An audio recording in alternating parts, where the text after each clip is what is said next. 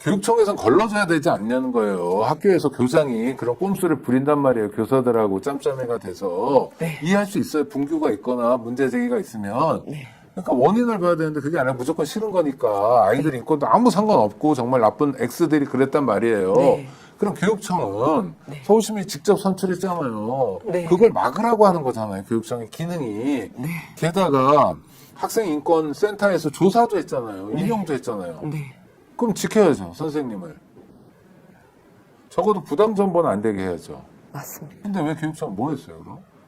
제가 시교육청에 찾아가서 정말 여러 차례 인사를 한 다음에? 나기 전에? 나기 전에요. 나기 전에. 아, 알고. 네. 네. 왜냐하면 절차가 진행됐고 발표 전이었으니까. 네네네.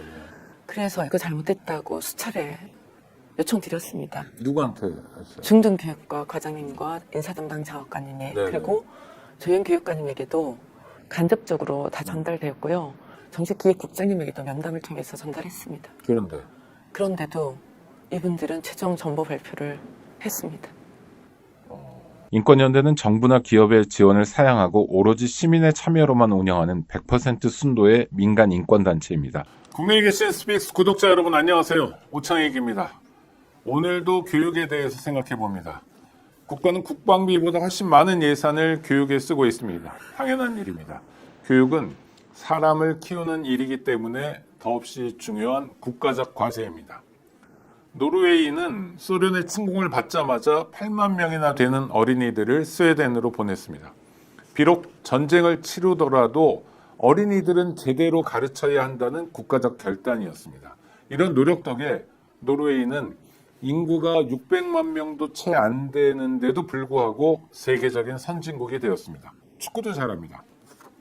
우리의 교육은 어떤가요? 여전히 1등부터 50만 등까지 줄 세우고 학교는 수준 낮은 관료들에게 포위되어 있는 상황입니다. 여기 한 명의 교사가 있습니다. 무엇보다 아이들을 좋아했고 상대적으로 약자일 수밖에 없는 학생의 입장에서 서 있으려고 노력했습니다. 그러나 현실은 벅찼습니다. 교육 현장에서 쫓겨나 지금은 서울시 교육청 앞에서 농성을 하며 언제 끝날지 모를 싸움을 하고 있는 분입니다. 낯선 분이긴 할 텐데요. 이분의 이야기를 따라가다 보면 우리 교육 현장에서 고쳐야 될 것, 바로잡아야 될 것이 얼마나 많은지를 알게 됩니다. 지혜복 교사 스튜디오에 모셨습니다. 어서 오십시오. 네, 안녕하세요. 네, 선생님 조금 크게 얘기해 주세요. 안녕하세요. 네, 네. 아니, 목소리가 원래 작으신가요? 그렇게 작진 않은데 네. 떨려서. 떨지 마세요. 우리 구독자 여러분들 다 좋은 분들이어가지고. 네, 선생님 좋아하실 거. 선생님 티셔츠가 네. 무슨 캐릭터죠? 우리 화면에 한번 나올 텐데. 네. 아, 아니야, 이쪽 카메라 보시면 됩니다. 네. 이거는 복직이라고 이름을 이제 청년 분들이 만들어 주셨고요. 복직도 되고 약간 모자의 모양이 지혜복이니까 복지. 아, 네. 복직이라고 이름을 붙였는데요. 약간 이제 모자 모양의 쥐의 캐릭터 쥐. 약간 네, 선생님은 있고, 쥐 복직도 선생님. 되기를 보고 아. 그 다음에 제 이름이 또 지자이기도 네네. 하고 뭐 이런 거에 복합적으로 캐릭터를 만들어 주셨어요. 네, 그래서 네. 이 캐릭터가 이 모자하고 연결되는 거라서 오늘 쓰고 나왔습니다. 그 모자는 어떤 의미인가요? 이 모자는 구미 한국특활 불탄 공장에서 600일 넘게 투쟁했던 두 명의 여성 노동자들이 계십니다. 이분들의 고용 성기를 바라면서 부산에서 구미까지 행진을 했었는데요. 그때 참여한 분들이 쓰게 된 상징적인 모자고요. 아직 이 문제는 해결되지 않았습니다. 빨리 그분들 포함해서 구미 공장에 쇠고된 노동자들이 일터로 돌아가시기를 바라고 있습니다. 그래서 이 모자는 그분들이 일터로 돌아갈 때까지 제가 계속 쓸 생각입니다. 지금 선생님의 현안도 있는데도 불구하고 구미에서 해고된 노동자들이 장기적으로 투쟁하고 있는데 거기에 연대하는 마음으로 서로가 그런 마음을 주고받으시고 사실 뭐 신경림 선생 시에도 그런 게 있는 못난 것끼리 뭐 잘 어울리고 서로 못난 것들끼리 봐도 흥겹다라는 게 못났다는 게 무슨 결핍이 아니라 그냥 없는 사람들은 서로 힘주고 또 힘을 받으면서 산다 뭐 그런 뜻인 것 같고 지혜복 선생님이 연대의 마음 전해지고 있는 대목인데요. 서울시 교육청 앞에서 지금 농성 중이시죠? 네. 언제부터 하셨어요?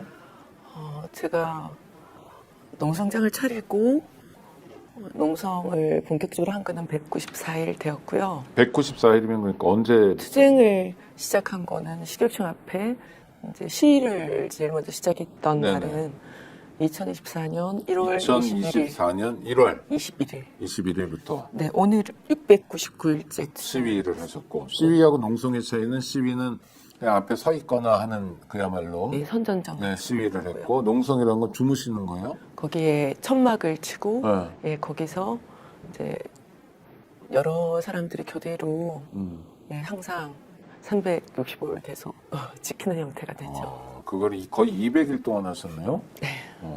일반적인 시위는 2024년 1월부터니까 거의 2년 가까워. 네.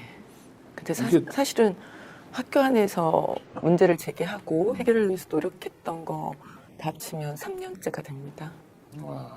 하여튼 일단 서울시 교육청 앞에서만 치면 지금 사안은 선생님과 관련된 사안이잖아요. 네. 그러니까 선생님을 둘러싼 어떤 문제가 있는 거고 네. 그 문제에 대한 문제 제기를 하시는 건데 네.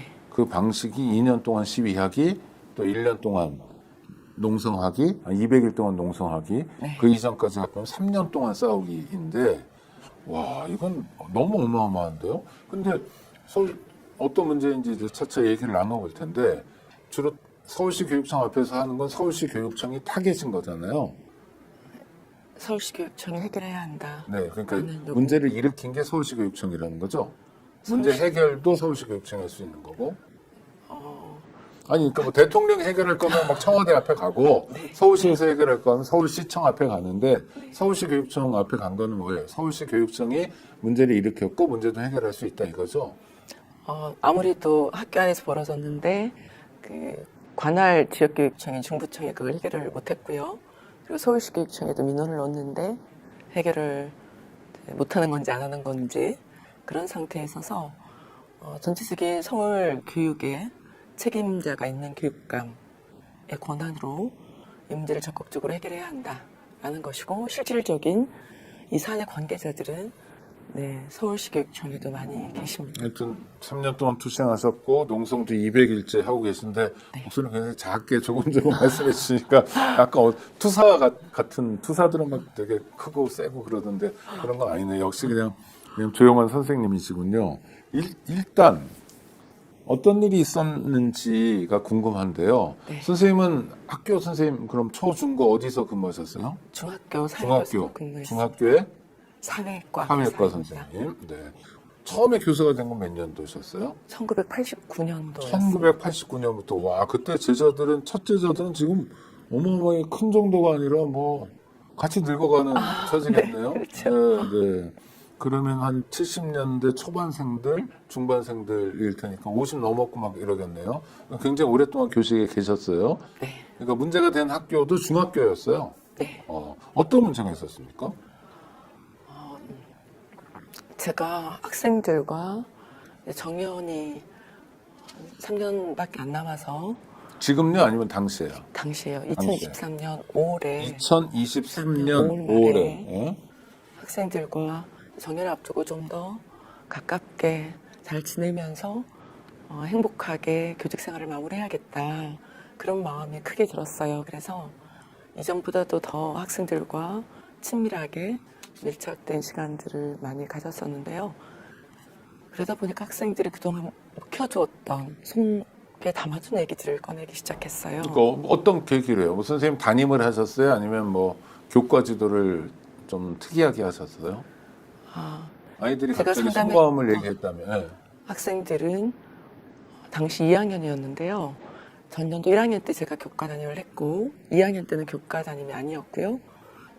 제가 맡은 업무는 상담복지부장이었습니다. 상담부장, 네네. 상담이 일이셨군요. 네. 부장을 하다 보면 아무래도 학생들은 학급 담임하고 가깝기 때문에 네. 속내 이야기를 틀어놓을 수 있는 시간들이 별로 없어요. 그래서 저도 업무도 바쁘기도 하고 그러면서 학생들과 좀 보다 각별하게 밀착된 시간을 많이 갖기는 어려웠는데 2013년도 5월 말에 보다 더 상담복지부장이다 보니 학생들에게 좀 더 제가 도움될 수 있는 부분이 무엇일까에 대한 고민도 컸고, 그래서 저에게 좀 많이 찾아왔던 학생들과 뭐 학교 끝나고 같이 떡볶이도 먹고 이런 식의 시간들을 보내다 보니 사주셨을 거 아니에요? 네. 저도 퇴근 시간 넘겨서 학생들하고 같이 이제 먹으면서 많은 얘기를 나누다 보니 그동안 묵혀뒀던 얘기들을 꺼내기 시작했어요. 거기서 제가 오랫동안 학생들이 성폭력 사안에 시달리고 있다는 걸 들었습니다. 중학생들이요? 네. 그때 몇 학년이요? 2학년이었습니다. 중2가 성폭력이요? 네. 여학생들이었나요? 네. 이건 아주 심각한 문제인데요. 네. 성폭력의 이제 범위가 네. 성희롱부터 성추행, 성폭행까지 이렇게 다 포괄적인 개념으로 우리는 이제 폭력을 입었으니까 네네. 성에 관련해서 우리가 뭐 언어폭력도 폭력이죠. 근데 그건 일반적인 그건 성희롱에 이제 들어갈 수 있죠. 네네. 언어로 네네.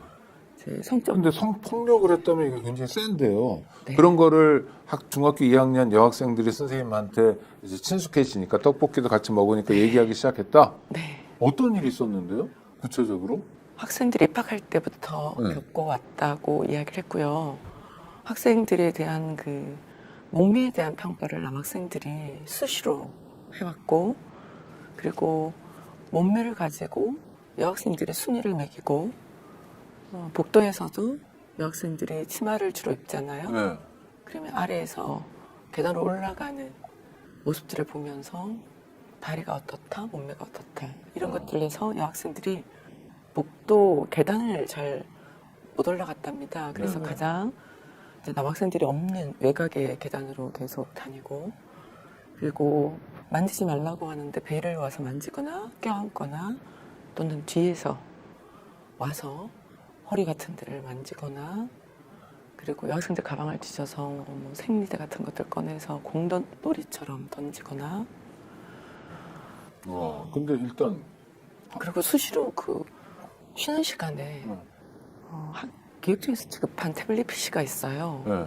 거기에 개인에게 지급한 거예요? 네, 차단을 많이 했는데도 야한 모습이 나오는 동영상 같은 것들을 몰려서 보거나, 여학생들 앞에 성관계 행위를 묘사하는 동작들을 보여주거나 그런 일들이 너무 많았답니다. 그게 한두 번도 아니고 지속적이고 광범위하게. 반복적으로 계속되었답니다. 그러면 일단 가해자가 되게 여럿일 것 같고요. 네. 전부는 아니겠지만 남학생 다수고 피해자도 뭐 전부는 아닐지 모르지만 여학생 다수고 이러네요. 네. 가해자가 피해자가 한 공간 한 교실에 섞여 있고 네, 그다음에 가해 정도도 되게 다양하게 네, 말로 성희롱하는 경우도 있고 뭐 몸매 이런 거는 성희롱 같아 보이고요. 그렇죠? 그다음에 뭐 실제로 배라는 데가 성적으로 봐도 좀 은밀한 뭐 이제 민감한 부위인데 또 뒤에서 껴안거나 이런 건 추행이 있고 성행위하는 장면을 묘사하거나 보여주거나 이거 다 사실은 하나하나가 네. 미안한 얘기좀 범죄에 해당되거든요. 자라나는 아이들이라는 측면을 감안해서 우리가 꼭 범죄로 단속만 해야 되느냐는 건 물음표가 있을지 모르지만 하나하나는 사실 다 범죄잖아요. 그러면 지금 선생님 말씀대로라면 중학교 교실이, 중학교란 공간이 성범죄의 온상이었다는 얘기거든요. 지금 약간 놀라서 당연히 사실이니까 그렇게 말씀하시겠죠? 그럼 피해자들은 어느 정도예요? 그래서 그냥 제가 일상적으로 늘 그랬던 거예요, 학교에서? 그럼 거의 매일 매일? 네, 물론 뭐 중학생 남학생들이 중학교 남학생들이 성에 민감하고 호기심도 한참 크고 뭐 그럴 때니까. 그런데 아이들은 그럴 수 있다 쳐요. 예를 들어서. 그러면 이제 그다음부터 선생님들의 역할이 있잖아요. 네, 알게 됐어요. 물론 선생 앞에서 하는 그런 짓을 하는 애들은 바보니까 없을 거고 지들끼리 있을 때 이제 여학생들 앞에서 막 그런단 말이에요. 그럼 여학생들이 의사 표현도 했어요. 하지 마. 뭐 나쁜 놈이야. 뭐 어쩌고저쩌고 그랬는데도 계속 매일처럼 했다. 이제 교육의 역할을 해야 될 차례잖아요. 그다음부터 선생님의 활약이 기대됩니다. 어떻게 하셨어요? 처음에 상담했던 여학생들 중에 그런 피해 경험을 한 여학생도 있었고, 굉장히 수위가 낮은 성희롱 정도를 경험한 학생도 있었지만, 좀 더 성추행 때문에 많이 고통스러워하는 학생도 있었는데요. 우선 제가 듣기에 이게 굉장히 범위가 넓고 상황도 심각해서 우선 너무 미안했어요.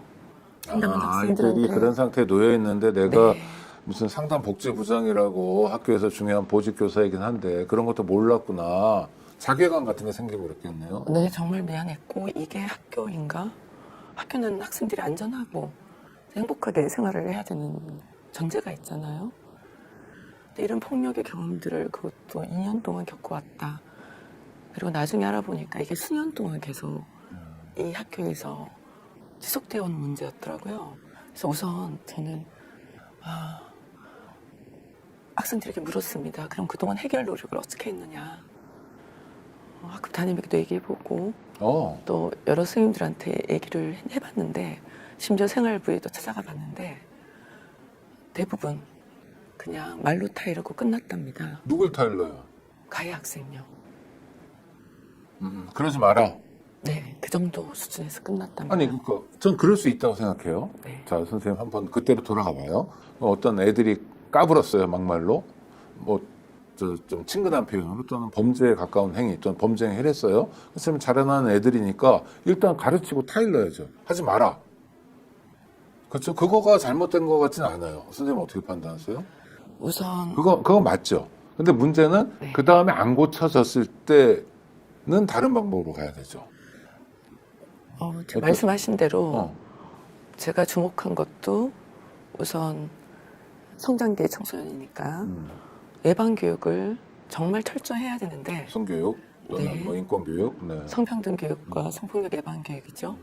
그게 학교 안에서 정말 제대로 되고 있지 않았구나 라는 것이 있었고 지금이라도 그 부분을 강화하고 제대로 해야 한다라는 1차적인 교사로서의 긴급한 필요성을 느꼈고요. 네네.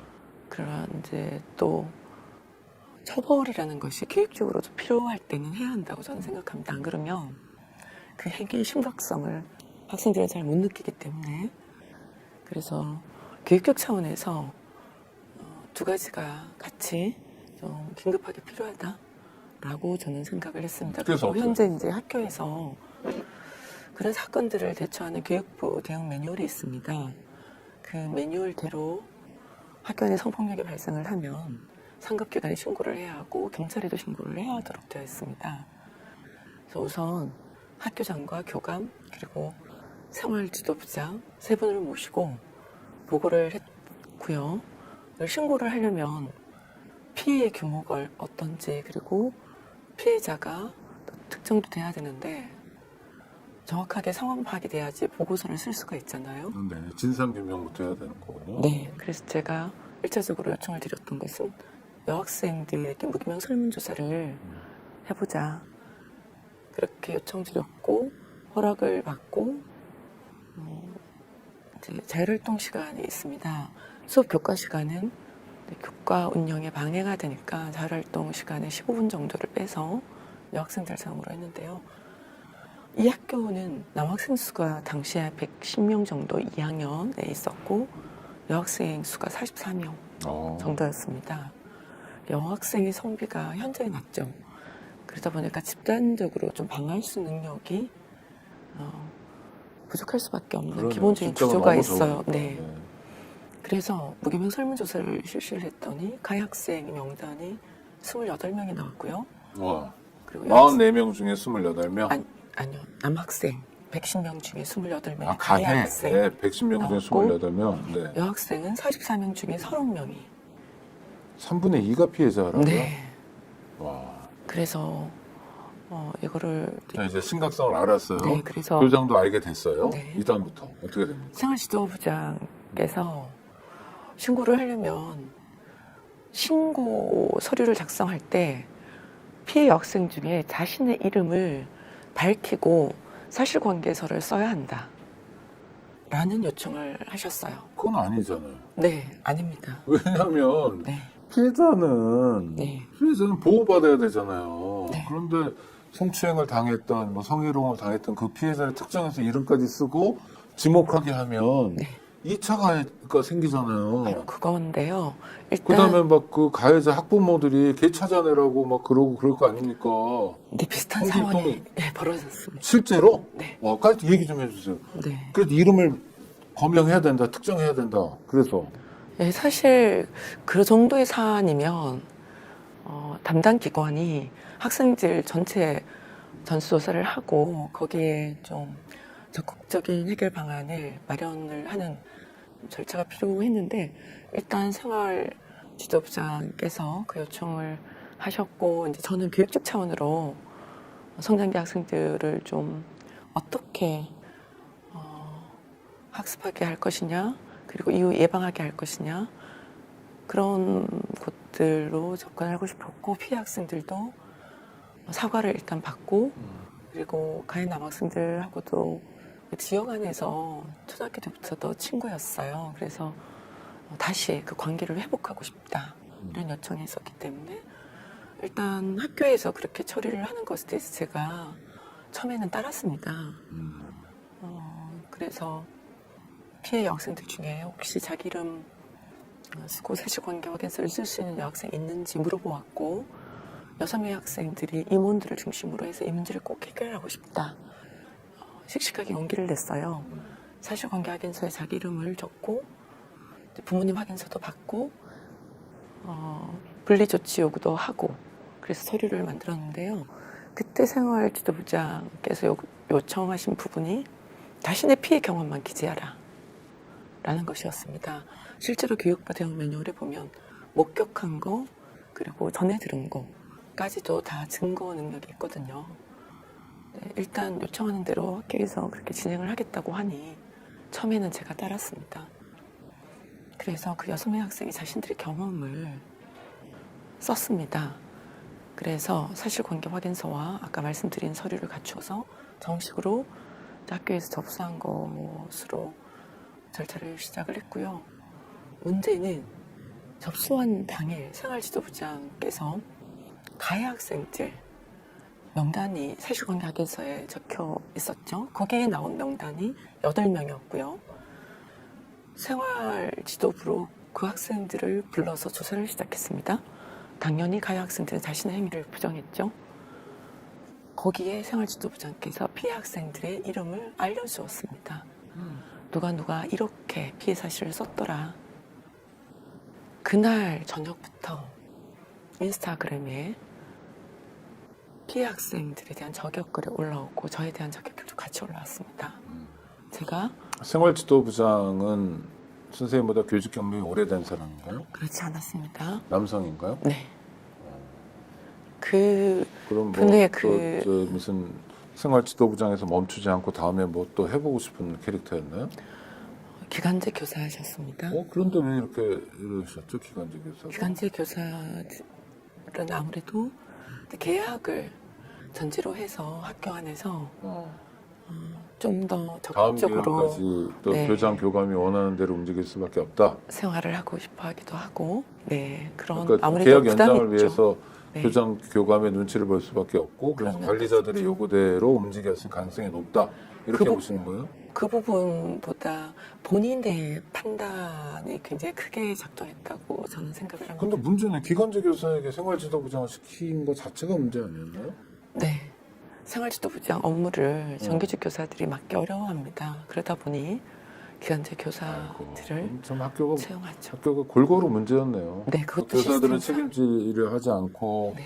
굳은 일이고 그러니까 기간제 선생님한테 맡기고 기간제 선생님은 뭐 스스로 약점도 있고 어쩌고저쩌고 그러니까 큰일이 났군요. 그러면. 네. 그래서 인스타 같은 데서 저격이 시작돼서 어떻게 됐습니까? 그 본인이 비밀 누설 금지 의무를 위반했다는 것을 부정하고 있어요. 서울시객청도 부정을 하고 있고요. 그런데 당시 그 생활지도부장이 네. 그리고 학교장 교감께서도 같이 부정을 하는데 오히려 제가 피해 학생 신호를 유출했다는 식으로 거꾸로 뒤집어 씌우는 일들도 발생했었어요. 이게 진실 게임이 됐군요. 네. 자, 쟁점은 사실관계 확인서를 쓴 6명의 피해 여성이면서 학생들의 네. 이름이 유출됐는데 실명이 네. 이건 명백한 2차 가해다. 네. 여기에 대해서는 견해가 다르지 않다. 네. 근데 유출자가 누구냐? 상담복지부장인 지혜복 선생이냐 아니면 그 생활지도부장이냐 하는 진실 게임으로 바뀌었군요. 일종의 프레임이. 네. 근데 근데 그거는 학생들이 있잖아요. 네. 그래서 조사를 받은 가해 학생이 당일 응. 저와 최초 상담했던 학생들하고 친했고 그래서 서로 우연히 만났을 때 생활지도부장이 이러이러한 이야기를 해줬다. 그러면서 무척 화가 난 모습으로 사실 다 얘기했었고요. 그 사실은 서울시교육청 조사 과정에서도 피해 학생들이 증언했습니다. 학부모님들도 증언했고요. 그런데도 불구하고 아니 그러니까 그 말을 들었다고 하는 8명의 학생들은 네. 누구한테 들었다고 증언하고 있어요 지금? 그 학생들은 어떻게 알겠습니다. 이야기했는지를 저는 모르죠. 근데 그것이 객관적 사실일 수밖에 없는 이유는 한 가지만 더 말씀드릴게요. 네. 그날부터 아까 말씀드린 대로 온라인 2차 가해가 시작되었는데 그 다음날 아침부터 가해 학생들로 지목된 그 학생들과 그리고 친한 학생들의 무리가 복도를 몰려다니면서 피해 학생들에게 야유를 퍼붓거나 교실에 들어와서 책상 발로 차고 어이구. 네가 그랬냐. 그리고 급식실에서 또 옆에는 이제 막 차면서 밥을 먹기도 힘들게 그리고 운동장에서 결사대를 조직한다면 으쌰으쌰하고 학교가 정말 너무너무 심각하게 혼란스러웠습니다. 피해 학생들이 쉬는 시간마다 저를 찾아왔어요. 너무 무섭다고. 그리고 일부는 커트칼을 가지고 다니면서 드르륵 거리면 내 이름 언급하면 가만두지 않겠다. 그 가해 학생들이 네, 이렇게 몰려다니기도 했고요. 내 이름이라면 누구예요? 지혜복 선생님 이름을? 아니요, 그러니까 가해 학생이 자기 이름을 이후에 발설을 하면 가만두지 않겠다. 이런 식으로. 엉망진창이 돼버렸네 학교가.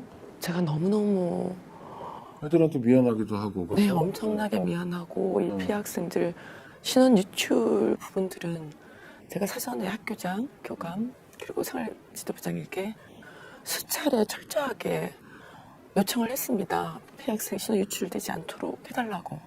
그런데도 불구하고 가장 나쁜 상황이 벌어졌습니다. 그 다음에 어떻게 됐나요? 아주 심각하네요. 그래서 제가 이건 안 되겠다 싶어서 민원을 넣어야 되겠다고 생각을 했죠. 학교 안에서 해결을 할 수 없구나 라고 판단이 되었거든요.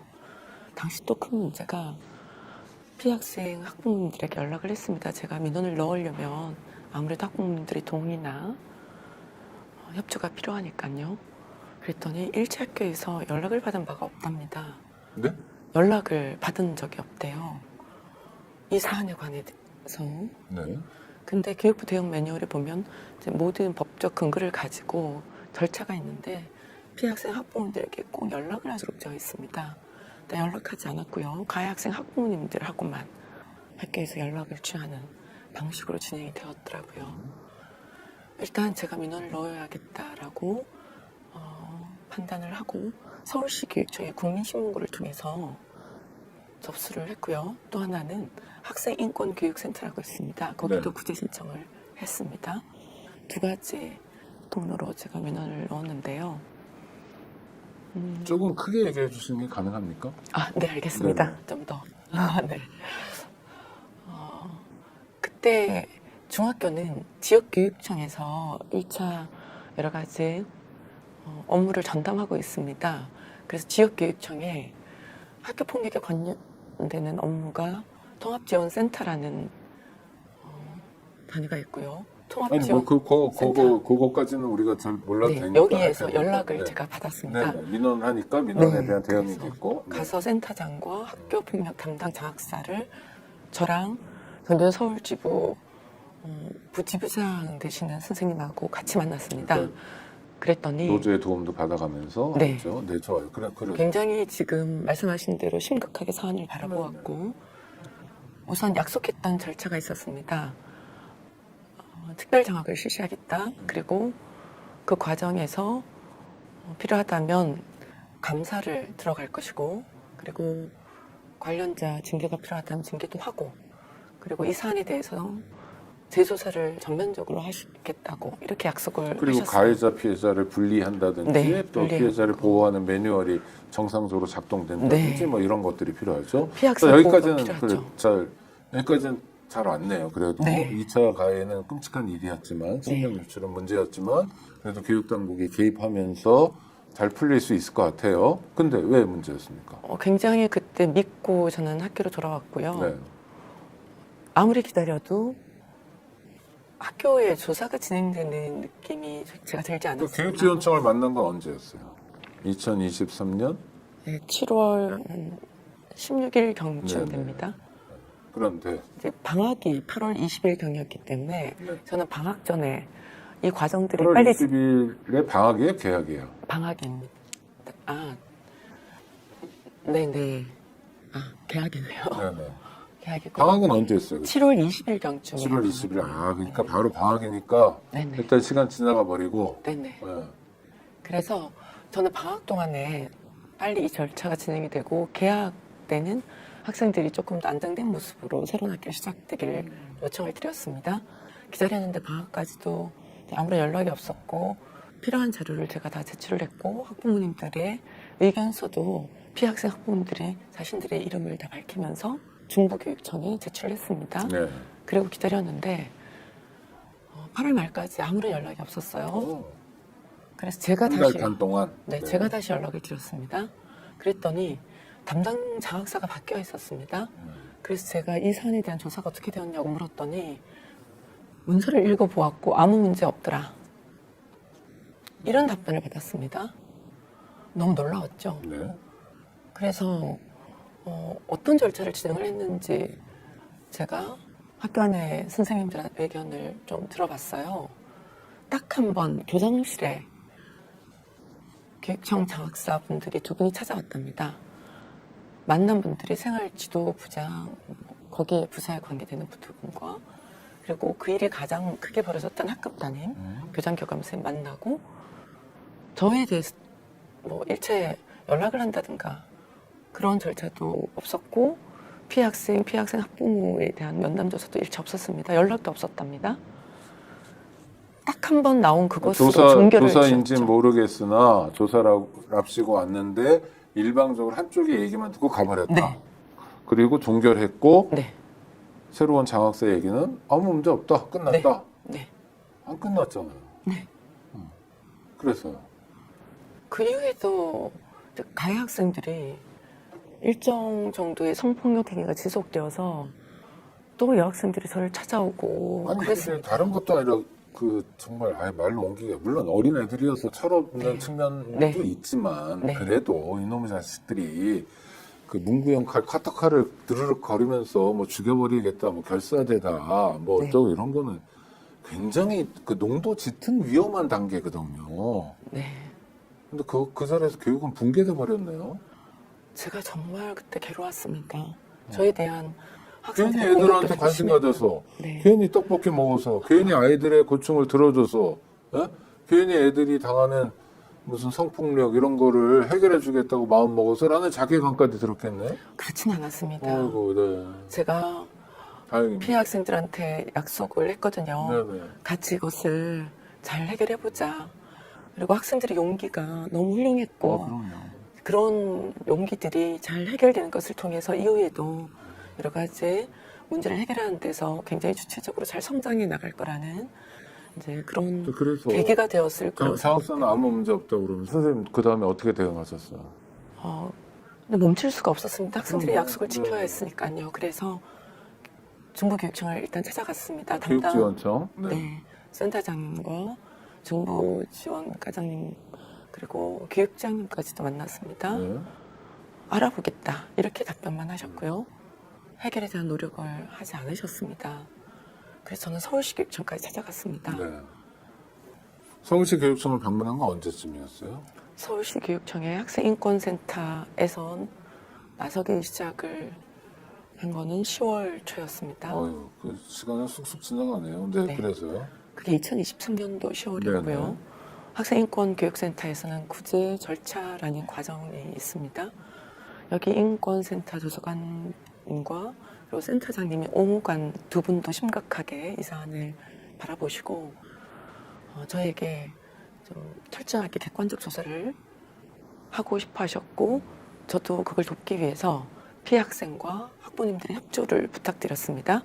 학교 안에서는 도저히 해결이 안 되니까 당시에 피해 학생들이 자신들의 신원을 보호받기 위해서 학교 밖 공간을 찾아서 그때 조사관과 옹호관님을 만나기로 이렇게 이제 서로 약속을 했습니다.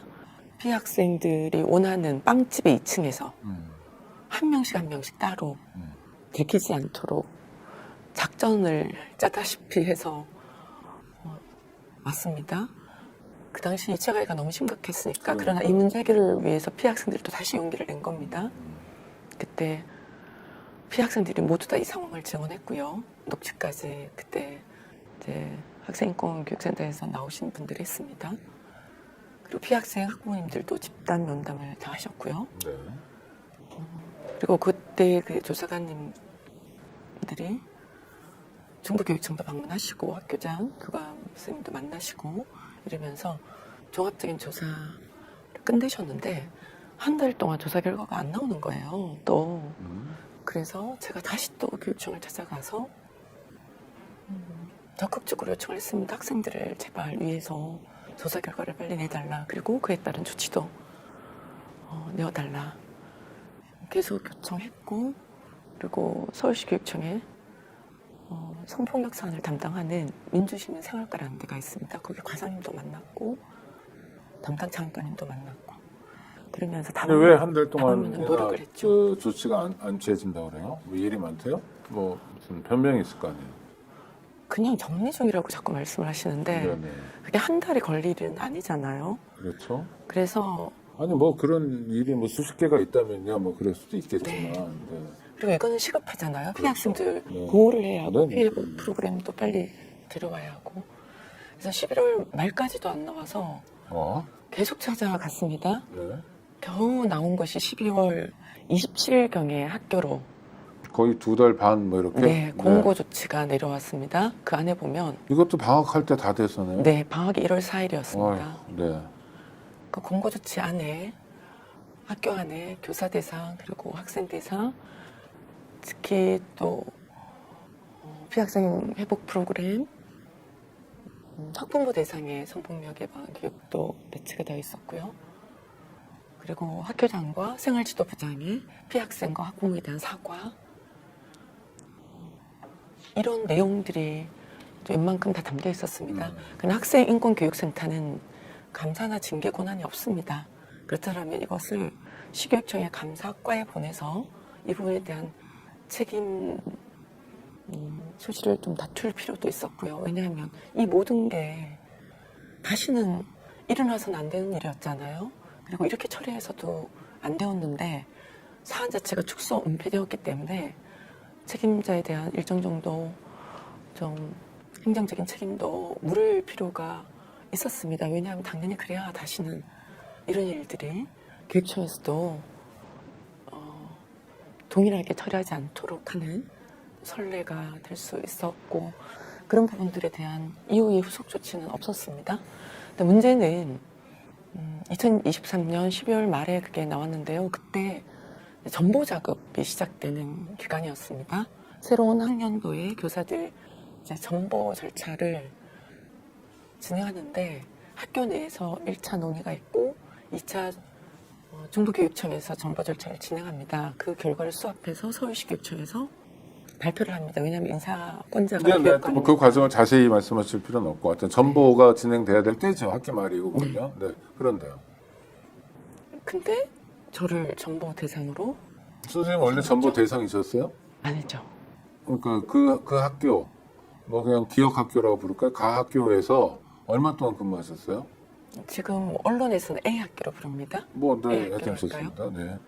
A학교에 4년째 근무하고 있었고요. 만 3년 아니면 만 4년? 만 4년. 전보는 몇 년마다 가나요? 5년마다 하고요. 아, 그러면 원래 전보를 가야 될 때보다 1년 앞당겨서 지혜복 선생을 다른 학교로 전보 보내려고 했다? 또 하나는 정년을 맞아요? 아니에요? 네, 그것도 있고요. 정년을 5년 정보 기간 채우고 그 이후에 계산했을 때 2년 이하가 정년 앞두고 남으면 그 애 학교에 제가 남아서 정년을 맞이할 수가 있습니다. 아무래도 계속 학생들하고 친한 관계도 있고 업무에 익숙함도 있고 그러다 보니까 제가 더더욱 전보 대상이 아닐 아닐 가능성이 높은 건데 무조건 그렇게 하는 건 아니라 하더라도 거의 대부분 그렇게 뭐 하여튼 그러니까 거의 대부분이라도 일부는 아닐 수도 있으니까 아닐 가능성도 있지만 선생님은 기본적으로 전보 때가 안 됐고 전보 때가 됐다 하더라도 그 학교에 남아 있을 수 있는 상황이었는데도 앞당겨서 전보를 보내려고 했다 학교에서 네. 피곤하다 골치 아프다 없었으면 좋겠다 이런 욕구네요. 제가 그렇게 느낄 수밖에 없었습니다. 아니 그렇게 보여요. 괜한 문제 제기를 해가지고 뭐 평지풍파를 일으켰다. 교장 입장에서는 불편하게 했다. 네. 사과하게 만들었다. 오케이. 그래서요. 그래서 전보 결정이 났습니까? 아니면 전보 결정을 났습니다. 그럼 다른 학교로 가라. 네. 그랬어요. 그건 부당해 보이는데요? 그래서 부당 정보라고 저는 거부할 수밖에 없었습니다. 거부를 어떻게 해요? 근데 인사 발령을 그건 우선- 교육청에서 승인을 해준 거잖아요. 그러니까 전보라는 게 그 교장이 공립중학교죠. 네. 교장이 마음대로 할 수 있는 게 아니잖아요. 네. 교장이 다른 학교 간다고 해서 가는 게 아니라 네. 아까 말씀하신 것처럼 학교에서 뭐 품위를 하거나 그러겠죠. 이런 사람이 전부 가야 될 것 같다. 그러면 교육청이 다 모아가지고 전체 인력을 보면서 배치하는 거잖아요. 네. 하여튼 교육청이 결정한 거죠. 그건. 네. 그러면 당시 교육감이 누굽니까? 조희영 교육감 아닙니까? 맞습니다. 저 개인적으로 잘 아는 사람인데 이러면 안 되는 건데 진보 교육감이잖아요. 그때 부당 정보가 아니라고 주장하는 한 가지가 있습니다. 뭐예요? 학교 안에 교사들의 협의 체계가 있는데요. 네. 현재 교사들의 정원 감축이 진행이 되고 있습니다. 정원 감축을 학교마다 요청하는 인원이 있었는데 그 2명 중에 한 사람을 저를 지목했는데요. 학교 안에서 만든 기준은 A 학교에 제일 먼저 날짜별로 온 교사가 저이니 제가 먼저 가라. 이렇게 결정했습니다. 근데 그 기준은 위법합니다. 왜 위법한가 하면 교육공무원법의 교사들은 육아휴직을 했거나 또는 파견을 나갈 수도 있잖아요. 네. 다른 기관에. 병력 의무를 이행할 수도 있고요. 그럼 그 기간은 다 빼고 그 학교에 실근무 경력을 계산을 해야 되잖아요. 안 그러면 그 학교에 제일 먼저 왔다는 이유로 내보내게 되면 합법적인 권리를 행사했다는 이유로 불이익을 받게 됩니다. 네, 육아휴직 등. 네. 그런데 선생님. 그런데 그 기준을 선입선출이라는 기준을 학교 내에서 교사들이 만듭니다. 그리고 교장 교감 선생님도 적극적으로 그렇게 되도록 노력을 하십니다. 교사들이 잘 결정 못했을 때 교장 교감 선생님 교장실을 불러서 협의를 열게 하고 교장 교감 선생님 앞에서 그걸 결정하게 그 만드셨습니다. 지혜복 선생을 위한 네. 한마디로 하면 내쫓기 위한 룰을 만든 거 아니에요? 자기들끼리? 저는 그렇게 그렇죠? 느낄 수밖에 네, 네. 없었습니다. 네. 그리고 또 하나는 아니 그렇다 치더라도 학교에선 그런 욕구가 있을 수 있어요. 네. 왜냐하면 괜한 문제 제기를 해서라고 느낄 수 있는 거죠. 교육자답지 못하게 그냥 초라한 그냥 한 사람으로서 자기 책임을 망각한 교육을 포기한 작자들은 그럴 수 있다 쳐요. 제가 궁금한 건 그게 교육청의 인사 발령이잖아요. 그거는 안 나와야 되는 거 아닌가요? 맞습니다. 두 가지를 더 합니다. 한 가지는 학교 안에 사회과, 역사과가 독립된 과목입니다. 네. 그래서 모든 교육과정 운영이나 시험 그리고 교사들의 자격증대라 배치를 하는데요. A 학교에서는 사회과 교사가 2명이 필요했고 역사과 교사가 2명이 필요했습니다. 저는 사회과입니다. 저를 포함해서 2명이 있습니다. 역사과 교사는 3명이었어요. 네. 한 명이 더 꽝이었습니다. 그럼 당연히 역사과 교사가 한 명이 떠나야 맞는 거잖아요. 그렇죠. 근데 역사과 교사를 남기고 저를 내보냅니다. 그래서 역사과 교사가 통으로 사회과 수업을 하게 할 정도로 저를 그건 더 말이 안 되는 거잖아요. 내쫓는 과정이 있었습니다. 아니 그러니까 하여튼 아무 상관없이 그냥 내보내겠다라는 거일 뿐이잖아요. 네. 역사 선생님 데려다가 사회과 수업을 시키는 한이 있더라도 수업이 어떻게 되든 간에 네. 하여튼 그러니까 그래서 제가 여쭙는 건 네. 그랬어요 학교에서. 네. 근데 그게 조희영 교육감 도장이 찍힌 네. 교육청의 인사 명령이 됐잖아요. 네. 왜 그렇게 됐냐는 거예요. 제 말은. 그래서 부당 정보입니다. 아니 부당 전부인데 네. 그 교육청에선 걸러줘야 되지 않냐는 거예요. 학교에서 교장이 그런 꼼수를 부린단 말이에요. 교사들하고 짬짬이가 돼서. 네. 이해할 수 있어요. 분규가 있거나 문제 제기가 있으면. 네. 그러니까 원인을 봐야 되는데 그게 아니라 무조건 싫은 거니까 아이들 인권도 아무 상관없고 정말 나쁜 X들이 그랬단 말이에요. 네. 그럼 교육청은 네. 서울시민이 직접 선출했잖아요. 네. 그걸 막으라고 하는 거잖아요. 교육청의 기능이. 네. 게다가 학생인권센터에서 조사도 했잖아요. 임명도 했잖아요. 네. 그럼 지켜야죠, 선생님을. 적어도 부당 전보는 안 되게 해야죠. 맞습니다. 근데 왜 교육청은 뭐 했어요, 그럼? 제가 시교육청에 찾아가서 정말 여러 차례 인사를 한 다음에 나기 전에? 나기 전에요. 나기 전에. 아, 알고. 네. 네. 왜냐하면 절차가 진행됐고 발표 전이었으니까. 네네네. 그래서 이거 잘못됐다고 수차례 요청드렸습니다. 누구한테 했어요? 중등교육과 과장님과 인사담당 자업관님이 네네. 그리고 조연교육관님에게도 간접적으로 다 전달되었고요. 정책기획국장님에게도 면담을 통해서 전달했습니다. 그런데. 그런데도 이분들은 최종 정보 발표를 했습니다. 다 알면서 해보자는 했습니다. 거는? 좀 그렇게 느껴지는데요? 제가 뭐 그냥 그걸 받아들이고 어쩔 수 없이 부당정보된 학교로 갈 거라고 쉽게 생각을 하셨던 것 같습니다. 근데 선생님 어떻게 하셨어요, 그래서? 그래서 저는 그 발표가 날까봐 나지 않기를 바랐기 때문에 발표 정보 나왔어요? 발표는 2024년 2월 2일이었는데요. 그러니까 1월 22일부터 저는 그걸 막기 위해서 시교육청 앞에서 1인 시위를 시작했습니다. 그런데도 2월 2일에 발표가 났고요. 네. 저는 부당정보라고 인사권자인 조연교육감에게 이걸 철회해야 된다. 계속 요청하면서 시위나 선전전을 아니, 그러니까 이어갔습니다. 1월 21일부터 그러니까 네. 인사 발령 나기 전에 서울시 네. 교육청 앞에서 시위를 하면 네. 교육감이 알 거 아니에요. 뭐 당연히 얘기를 해줄 알아요. 거잖아요. 네. 지나가다가 출퇴근 때도 보고. 네. 그러면 조희연 교육감하고 무슨 대화하거나 이런 건 없었습니까? 그때는 없었습니다. 교육감 오래서 그런가? 그러면 안 되는데, 그쵸? 되게 아니, 뭐 5분, 섭섭했습니다. 10분만 얘기하면 되잖아요. 저도 조연 그것도 교육감. 찍어줬을 텐데. 네, 그렇습니다. 그리고 정보가 났고 그럼 네. 선생님은 그게 부당 정보라고 해서 그다음부터 어떻게 하셨어요? 그쪽 학교를 안 갔어요? 네. 안 가면 또 문제가 되는데? 그래서 제가 예. 3월 1일자로 사실 정보가 되면 그러니까 혈액이 비학교로 발생이 네네. 됩니다. A에서 비학교로. B로. 그 마지막 날이 2월 29일 정말 고민이 많았습니다. 네네. 휴일이 껴가지고 3월 4일부터 이제 부당 정보된 B학교로 가야 되는 상황에 몰렸는데 안 가게 되면 주변에서도 파면될 수 있다. 네. 걱정을 많이 하셨고 저도 교사로서 해고가 되었을 때 성장이 되는 여러 가지가 있잖아요. 불이익도 있고. 뭐 그렇죠. 당장 직장에 쫓겨나고 연금 문제도 있는 거고. 네. 하여튼 그래서 파면되면 이제 연금도 제대로 못 네네. 받으니까. 근데 제가 부당 그때 정보를 거부하고 그쪽 학교 B학교를 안 가신 거예요, 네. 선생님은? 왜냐하면요. 어. 저로서는 잘 박혔던 사안이 A 학교에서 피학생들이 정말 어려운 상황에 처해 있었고 제가 떠나오기 전까지 몰래 눈을 피해서 저를 찾아왔습니다. 무서웠고 또 성폭력 행위들이 지속된 부분도 있었고 그래서 학생들과 제가 그럼 선생님 마음이 이런 거였겠네요. 애들이 굉장히- 중이었다며. 네. 얘들 졸업할 때까지라도 한 1년만이라도 더 있고 싶다 이런 마음이셨겠네. 애들하고 약속을 좀 지키고. 어떻게 그 마음 그렇게 정확하게 아니, 짚어주실 수 정확하게 있습니까? 짚는 게 아니라 그거죠, 사실은. 나는 어른이고, 네. 어? 쟤들은 앞길이 구말리고, 네. 잘못된 왜곡된 성의식이 심어지는 것도 두렵고, 그쵸?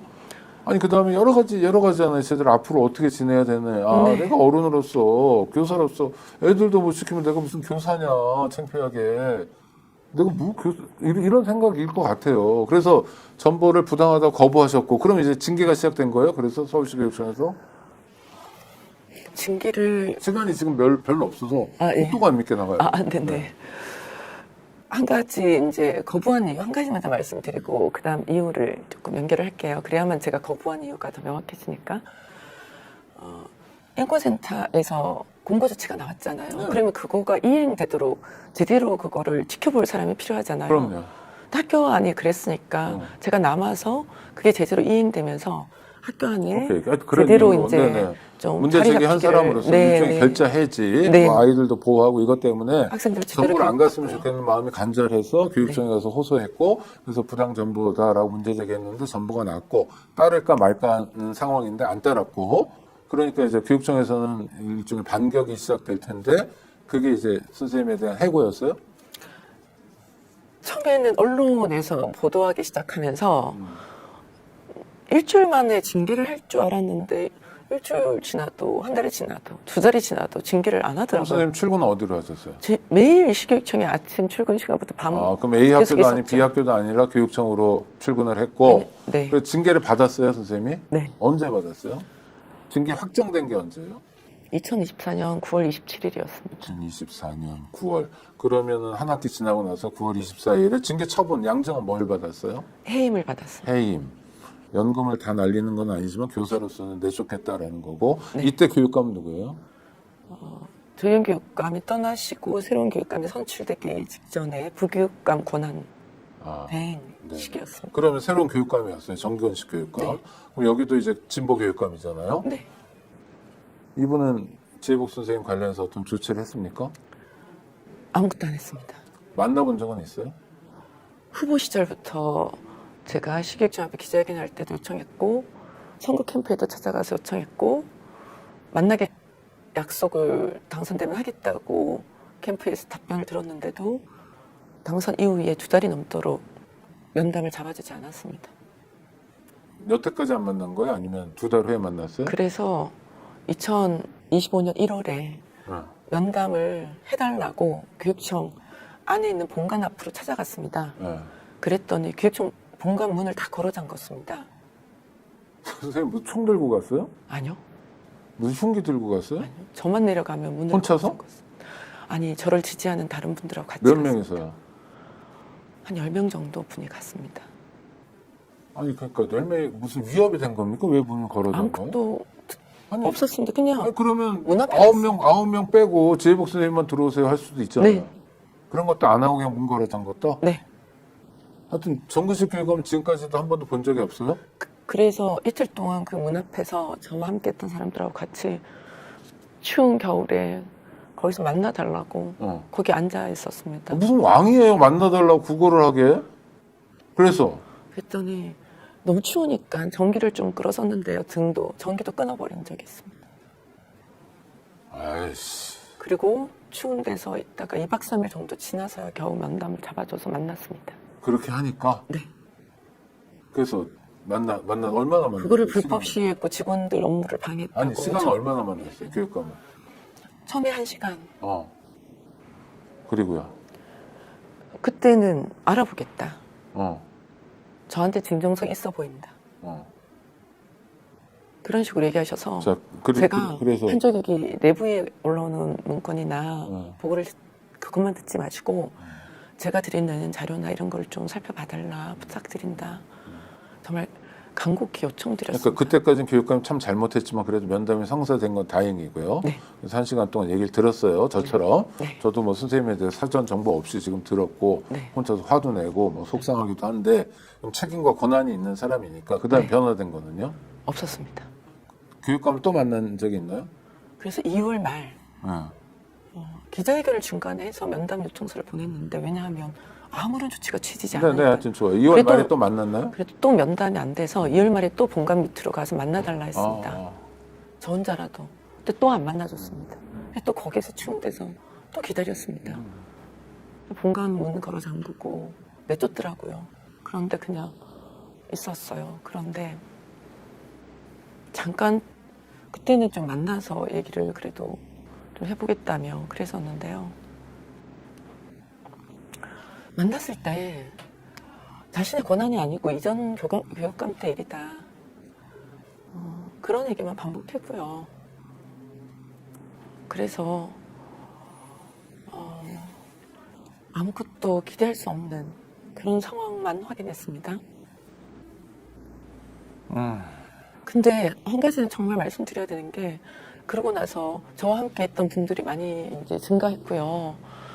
우리가 교육감 위기 해결을 촉구하기 위해서 그때 희망 텐트라는 걸 열었습니다. 식육청 정문 앞에 집회 신고 다 내고요.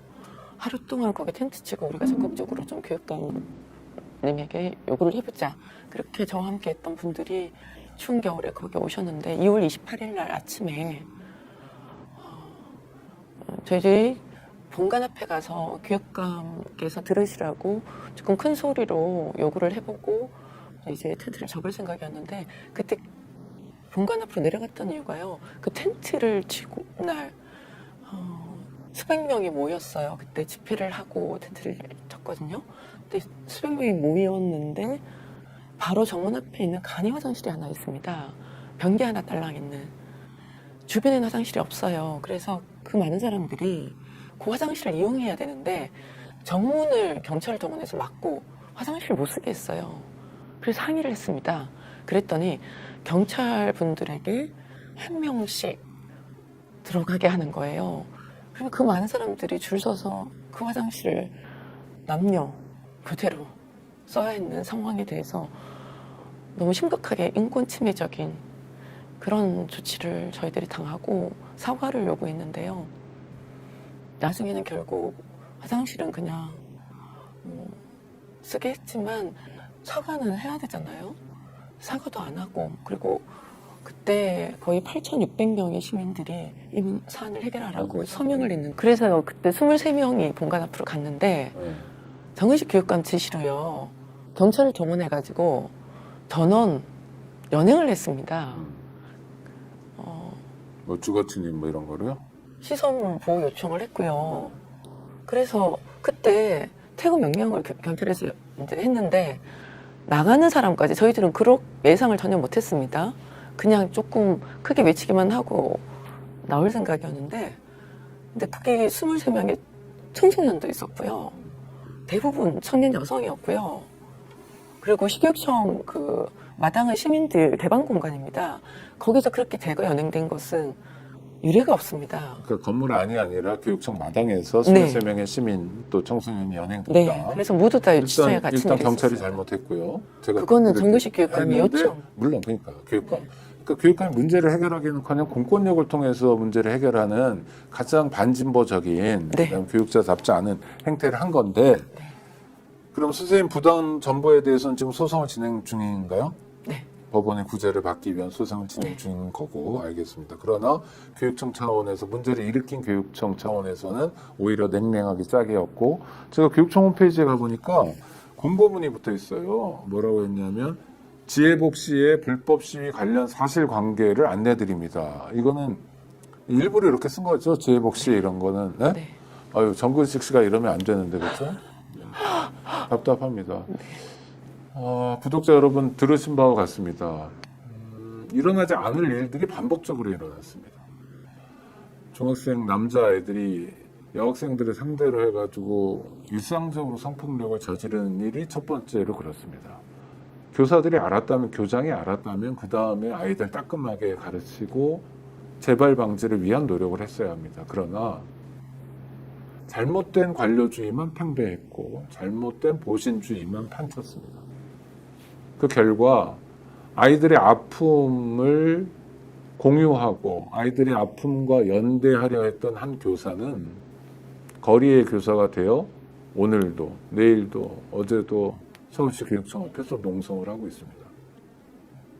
서울시민이 진보 후보라 해서 선택해준 정근식 씨는 냉랭하기 짝이 없습니다. 이러려고 교육감 하는 겁니까? 도대체 교육감을 왜 합니까? 묻고 싶습니다. 구독자 여러분 함께 물어주시고요. 내년 6월에 지방선거 때 서울시 교육감을 다시 선택해야 됩니다. 이번에는 제대로 된 교육감을 선택해야 될 것 같습니다. 이건 아닙니다. 제가 개인적으로 아는 사람이긴 하지만 급식 노동자들 환기구 설치를 서울시 교육청이 가장 적게 했다는 것도 충격적이고요. 지혜복 선생에 대한 뭡니까 한 사람만 희생양을 만들어 버리면 행복합니까? 그래서 지킬 교육이란 게 뭡니까? 라고 묻지 않을 수 없습니다. 지금이라도 무릎을 맞대고 해결해야 합니다. 그리고 지혜복 선생이 이렇게 투쟁하는 이유, 성폭력 피해자인 아이들에게 교육이 살아있음을 알려줘야 합니다. 우리가 그렇게 만만한 사람들은 아니라는 거. 잘못했지만 그래도 그 잘못을 바로잡을 수 있다는 거 알려줘야 합니다. 서울시 교육청의 맹성을 촉구합니다. 가셔야 되는데 마지막으로 우리 구독자 여러분께 저쪽 카메라 보시면서 하고 싶은 얘기 있으면 한마디 하시죠. 방송이 처음이라 많이 떠시고 네. 고생하셨습니다.